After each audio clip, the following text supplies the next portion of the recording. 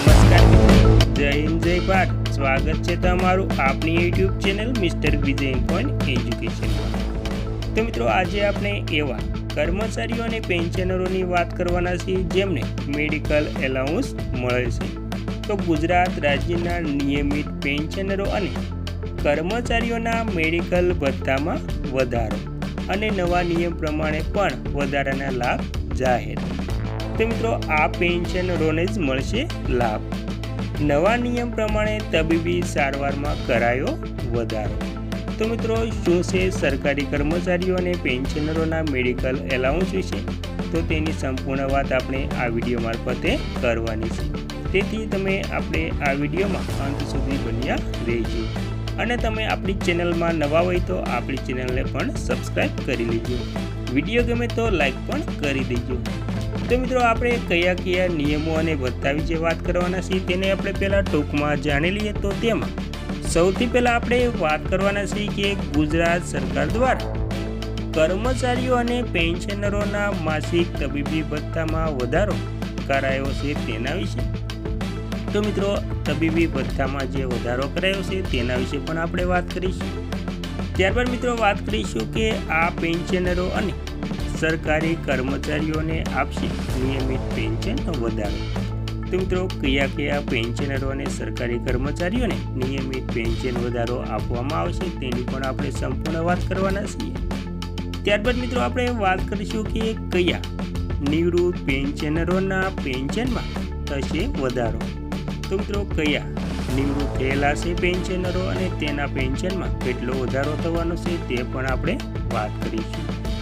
ત્યારબાદ મિત્રો વાત કરી લઈશું કે કર્મચારીઓને તબીબી ભથ્થાનો વિકલ્પ પણ આપવામાં આવે છે તેના વિશે પણ આપણે વાત કરી લઈશું। એટલે કે જે કર્મચારીઓ છે તેને તબીબી ભથ્થાનો વિકલ્પ પણ આપવામાં આવશે।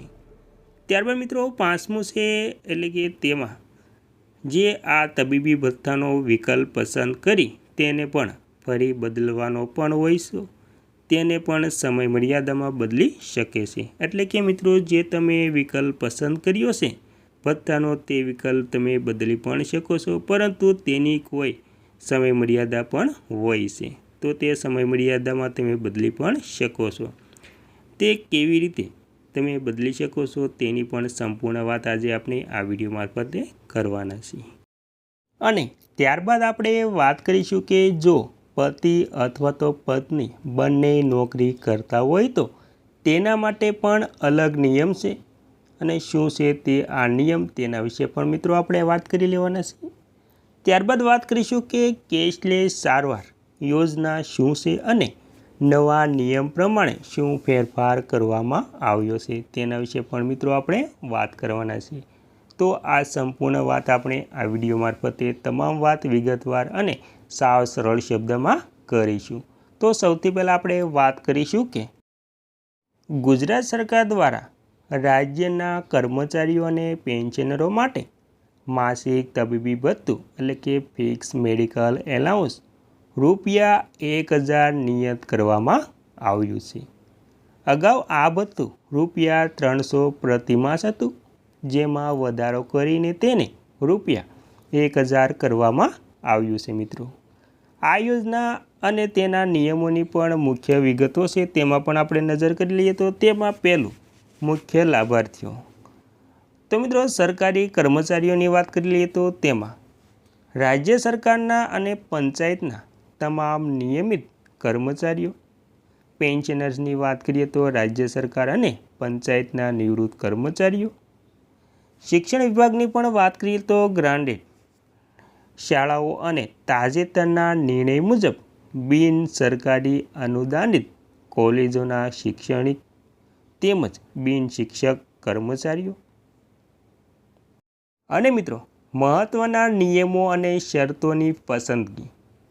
કર્મચારીઓએ માસિક ફિક્સ તબીબી ભથ્થું એટલે કે મેડિકલ એલાઉન્સ લેવું છે કે તબીબી ખર્ચની ભરપાઈ મેળવવી છે તે અંગેનો વિકલ્પ પસંદ કરવાનો રહેશે।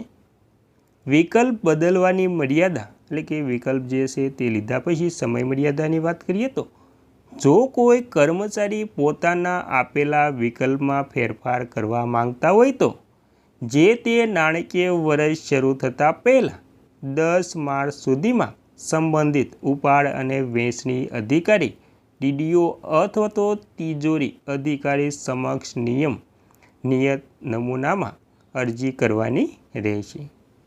ત્યારબાદ મિત્રો પતિ પત્ની બંને સરકારી સેવામાં હોય, જો પતિ અને પત્ની બંને સરકારી નોકરીમાં હોય તો બંનેએ સંયુક્તપણે કોઈ પણ એક જ વિકલ્પ એટલે કે ભથ્થું અથવા તો રિએમ્બર્સમેન્ટ સ્વીકારવાનો રહેશે મિત્રો।